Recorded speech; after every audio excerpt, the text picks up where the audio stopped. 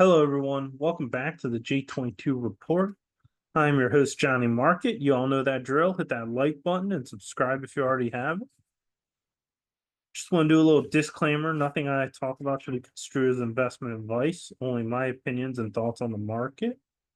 Remember, investing involves risk, so consult a financial advisor. So, as promised, this weekend, didn't have time during the week, work a lot.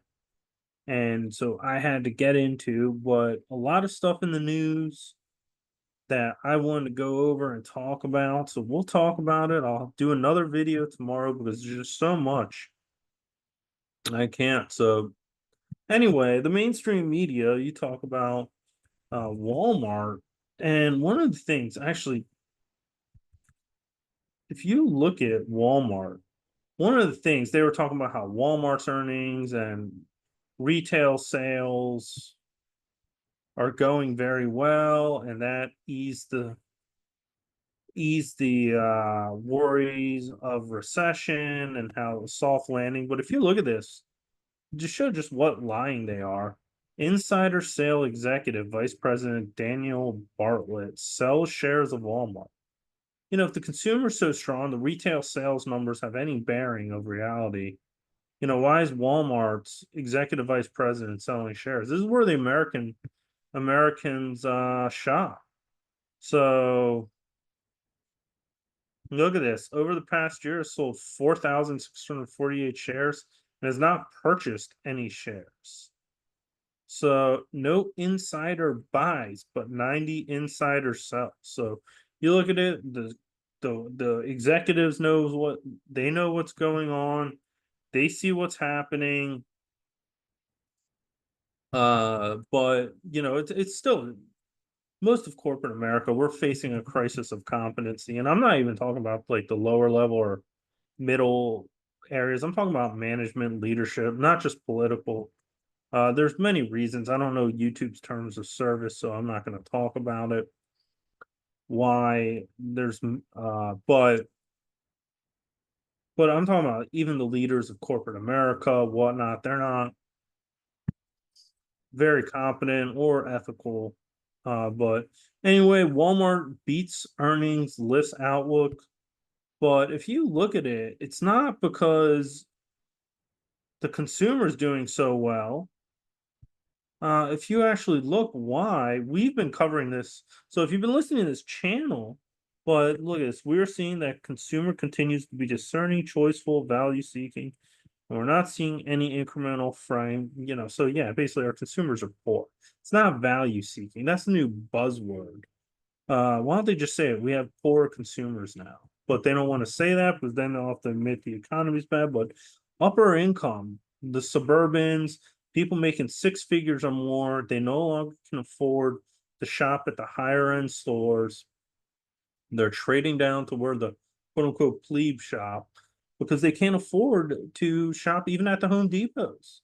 Home Depot had really bad earnings outlook. People were not buying big ticket items, and the upper income, they no longer, the upper class, the rich areas, they're no longer, they can't afford to shop at like stores like Home Depot. The rich in America have to shop at Walmart. So, which I don't feel bad for them. They created this economy, they can live in it. So there it is. There it is. You can see economic backdrops quite relevant to our customers. It's the rich, they're trading down, they can no longer afford to shop where they are. So that's why Walmart's doing well. The very rich, hoity-toity, are now shopping there. So anyway, here's another thing in the news. Mortgage refinance jumps most since 2020, fueled by lower rates. So U.S. mortgage refinance experienced last week its largest increase since the early days of the pandemic as borrowing costs continued to climb. Refi index surged 34.5%. So thus far, drop in mortgage interest rate has done much more to lift refinancing than purchasing demand. So as you can see, if you've been following this channel, you would know the problem with the housing market is prices are too high, not rates. And you can see this. All this has done is drop has refinanced, but it hasn't lifted purchasing demand. So what's going to happen? There are going to be more and more people selling over the year, especially as boomers die out. And what's going to happen? They can't afford it. There's houses on the markets for 6 months. There's no bidders. And a lot of them are taking them off the market and then waiting a couple months and then putting them back on the market. So a lot of houses are on the market for a year, 6, 12, 18 months. There's no bidders. The prices are going to fall through the roof. Exactly when, I don't know, but it's not going to matter because if you bought a house now, you'll probably regret it, just like the people who bought houses in Texas in 2022 are now regretting it. So there's no such thing as being too early because a house, it's not like a stock where you can just easily get out of it. Once you buy it, you're in it for a long time. So that's the thing. Mortgage refinancing demand, lower rates and if you listen to this channel, you would know that this is not lower rates is not the problem. The problem is the prices.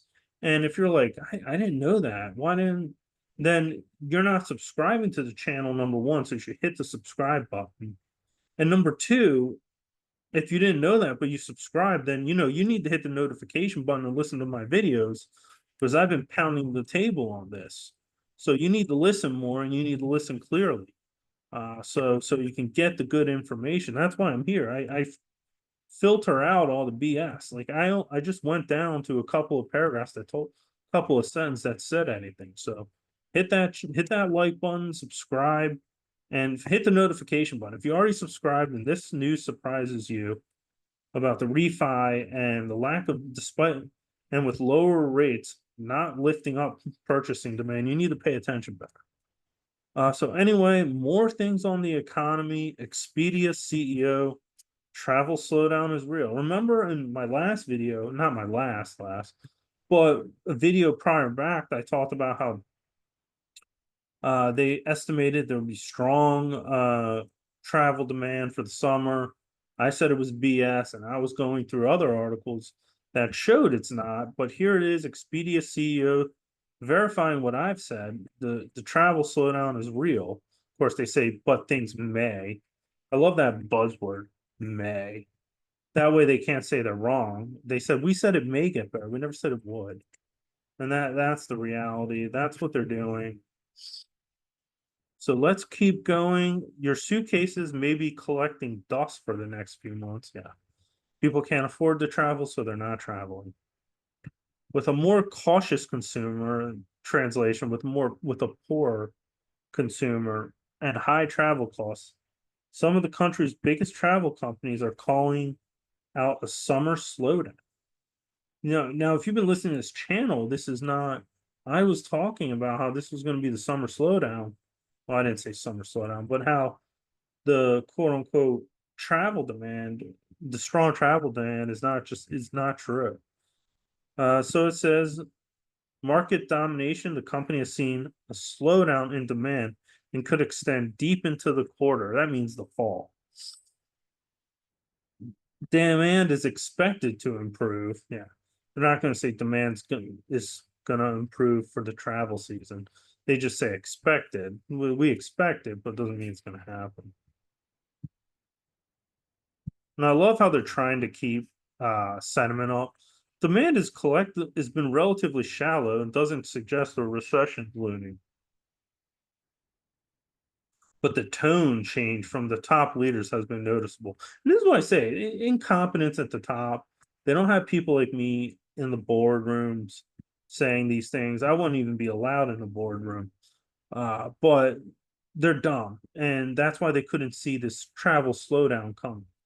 And, they should be hiring. I'm not saying me myself, but, people like me or people like you that listen to this channel should be in there telling them no, the economy's horrible. So you can see that it's not just a crisis competency in government, it is in the private sector. So cutbacks seen in both Europe and North America. We'll get into this. Disney struck a cautious note, and it's not just because of their bad marketing and their other stuff that they do. I don't want to get into that. That's political, but I'm sure if you listen to it, I'm sure you know what I mean. But anyway, let's go. Just travel slow down. You got the rich trading down to Walmart. Here you go again. Dime brand CEO. Restaurants are in a value war as consumers tighten their belts. Yeah, they're tightening their belts because they don't have much money. A sweet deal is what consumers need to get out of the house for a meal. Yeah, it's true.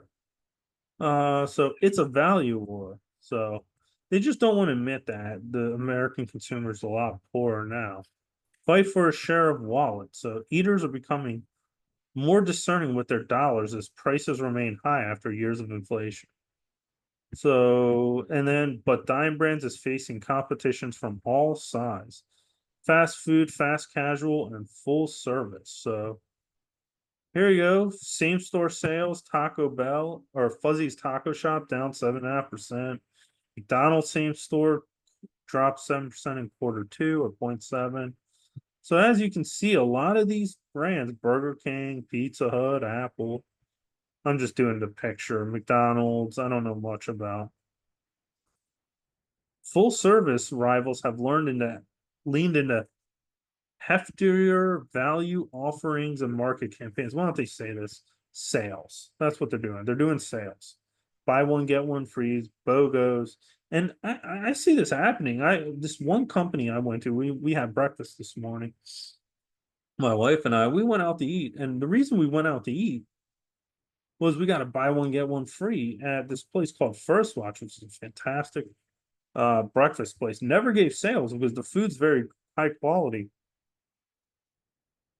But we went there because it was a buy one, get one free. This is a store that never gives sales. It's always packed.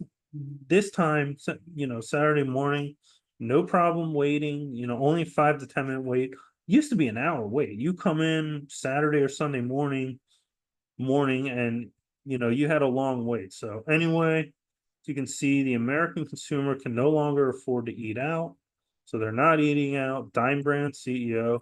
Look at this, Big Lots. Here you go. Potentially closed 315 stores, over 1,300 locations discount. So Big Lots, they're slashing prices. They're also slashing stores because the consumer can't afford to get in. So let's go to the last one. Disney flags starting to shift consumer behavior at theme parks. Yeah, well, they can't afford to shop on vacation. So as you can see from the Expedia CEO, Disney's starting to lose some of its magic as some of its customers are starting to stand ground against price hikes. As Disney giant quietly increased prices for tickets and other service, customers have been pulling back on their spending and it's starting to hurt Disney's pockets. Yeah.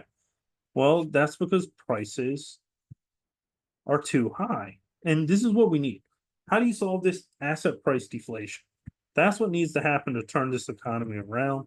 Home prices need to fall a lot, many other prices, and that's what needs to happen. That's what they need. And that's why the economy is doing poorly. And you can see, and what does this all mean? It means the economic data is eventually going to crumble. You're starting to see businesses talk about how poorly they're doing, how poorly corporate America is doing, and how they're not making money anymore. They have to do all sorts of sales and whatnot. So you can see, and this is why I always said the Fed's going to reverse course because they stupidly think it's interest rates that are the problem and not prices. And so they're going to print money and it's going to go to gold, going to commodities, and you're seeing the beginning of gold probably outperforming the stock. Anyway, that's my opinion. Hit that like button, subscribe if you haven't. If any of this is news to you, I follow all this stuff. I lay it out. You hit the like button, subscribe. If you are subscribed, you're like, yeah, I don't see this very often. Then hit the notification button because you're not paying attention. Anyway, hit that like button, subscribe, and I'll see you next video.